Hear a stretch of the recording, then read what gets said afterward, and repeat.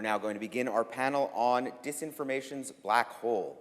This is a topic I think about a lot. I think as a journalist, it's very important to me personally, but I think as we think about our subject's resilience and renewal of democracy, a renewed and a resilient democracy is going to rely on good information. I want to start with a sort of general question. You know, I think we've been talking a lot about disinformation, especially for the last 6, 7 years. Do you think we're in a better place today than we were 5 or 6 years ago when it comes to disinformation?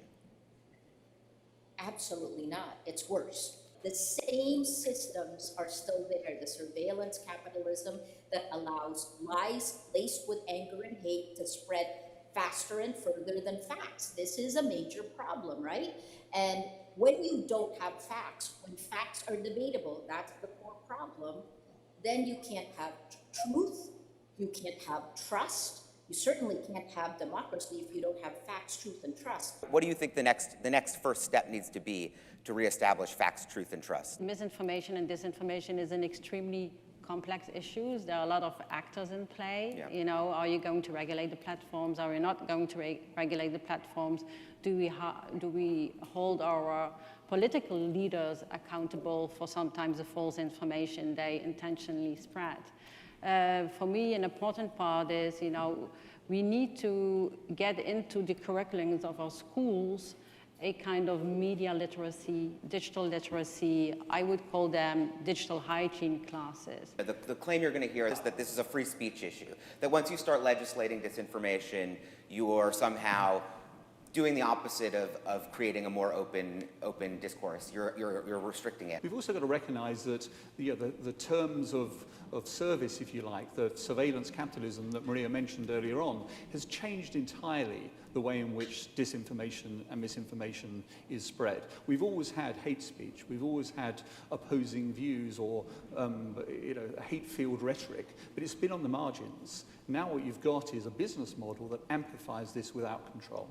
And that's what needs regulating. You asked, is this a free speech issue? It is not a free speech issue. It's a distribution issue, right? The world's largest distributor of news globally is actually biased against facts, biased against journalists. This is where the legislation needs to come in. There must be accountability.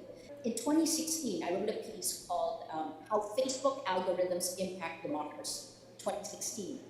And what we've seen from that time is it's just truly gotten worse and has been exploited by the global geopolitical power players. We would like to think it doesn't happen, but it does.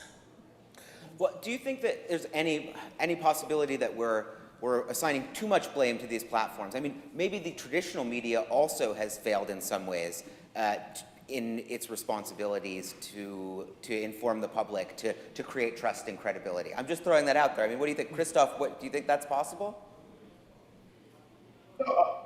Sure, media outlets have to think about their own responsibilities, why they did lose the trust of citizens, of some part of the citizens. But we have a pluralism of media outlets. Platforms are now structuring entities. They do create infrastructure of our public space. And Stefan said something very important. Now the public space is governed by private interests, by business interests. Our laws in the past, they were transparent, they were adopted with checks and balances, they were adopted by parliaments. Now the laws, code is law, you know, and the laws of the public space are adopted by platforms. So it's very important that democracies put a framework, that we find a very concrete mechanism to give a competitive advantage to good journalism, to editorial independence, to ethical rules, to verification methods, all professional methods. We have to resist and to fight back. And I think we are now kind of in an environment where political leaders basically manipulate. They use these platforms for their own political gain. So I think even there, the political will kind of diminish further. Should we break up the platforms? What do you guys think?